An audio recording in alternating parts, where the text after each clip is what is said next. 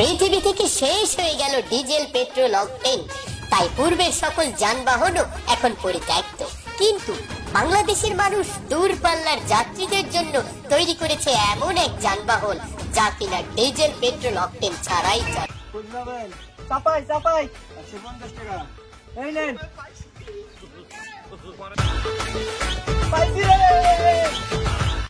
আপনি কোথায় যাবেন? রাজশাহী। কোথায়? বানেশ্বর। এই গাড়িটা বানেশ্বর যাবি না, একবার ডাইরেক্ট রাজশাহী চাপাই। রাজশাহী চাপাই যাইতে মাঝখানে কি বানেশ্বর পড়ে না? না তোমার গাড়ি উড়ে যাবি? কি ব্যাপার? হ্যাঁ, আমি এই কথা কোনো ড্রাইভারে বুঝতে পারি না। আরে ভাই, নিজ দিয়ে পাঠিয়ে যাবি। আপনার কি? আরে ভাই, ওই জায়গাটা আমার টুক করে নামা দিলেই তো হয়। আচ্ছা দাও, ওই চাপায় ফুল ভাড়া দেওয়া লাগবে 150 টাকা। আচ্ছা দেন, আমাকে একটা ভালো সিট দেন। পিছনেও দিবেন না, সামনেও দিবেন না, চাকার পুরো দিবেন না, ইঞ্জিনের পুরো দিবেন না। এত সিট দিবেন না, সিট তো থাকে না। সিট আপনি একটাই পাবেন। কোন জায়গা? আমার এই জায়গায় বসেন, আসেন বসেন। ইঞ্জিন টিঞ্জিন কিছু নাই, বসেন।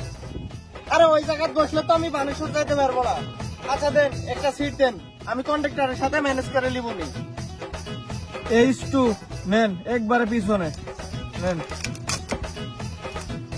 কোথায়? কোথা গাড়ি? অসভ্য লোকজন। দাঁড়ান, টাইমের গাড়ি, রানিং আস, নাটার আছে, দাঁড়ান। এই রাজশাহী চাপাই সিয়াকের যাত্রীরা কই? সিয়াকের যাত্রী কই?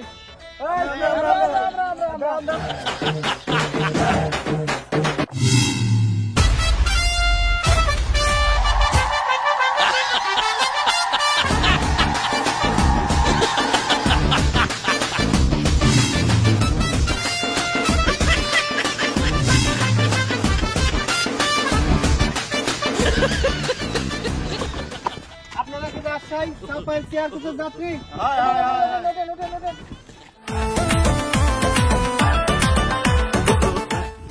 আপনারা যাত্রীর সব টিকিট গুলো হাতালে টিকিট গুলো চেক করবো।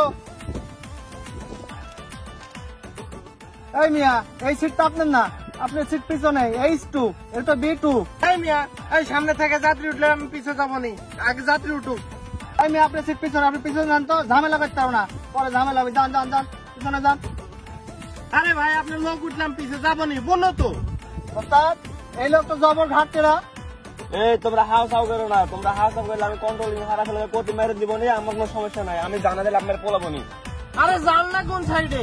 সবই তো জানা, দেখতে হবে না।